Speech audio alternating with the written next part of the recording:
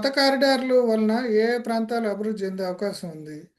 ఎక్కడెక్కడ ఇప్పుడు అది నివాస ప్రాంతాలా? లేదంటే కమర్షియల్ డెవలప్‌మెంటా? లేదంటే ఇప్పుడు కొత్తగా వచ్చే ప్రాజెక్టులు ఏమన్నా ఈ వీటికి రిలేటెడ్‌గా ఉంటాయా? ఈ రైలు మార్గాల దగ్గరలో ఏమన్నా ఈ ఫ్రైట్ కారిడార్లు ఇట్లాంటివి రావటం జరుగుతుందా? సార్ వాస్తవంగా ఇవి బుల్లెట్ ట్రైన్ కారిడార్ అనేది ఈ ఎలివేటెడ్ కారిడార్స్ అండి. ఇప్పుడు మనం మెట్రో రైలు చూస్తున్నాం కదా హైదరాబాద్ లో, అలాగే పిల్లర్స్ మీద ఇవి వెళ్తాయి, భూమి మీద వెళ్ళవు. ఇది ఎంత దూరం వెళ్ళినా కూడా పిల్లర్ మీద వెళ్తుంది. అందుకనే మామూలు రైల్వే మార్గాల కంటే కూడా ఇది దాదాపు 10-15 టైమ్స్ ఎక్కువ దీనికి ఖర్చు ఉంటుంది.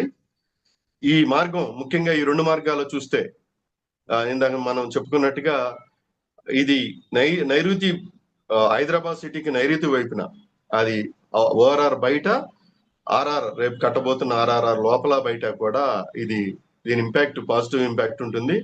అలాగే ఇది హైదరాబాద్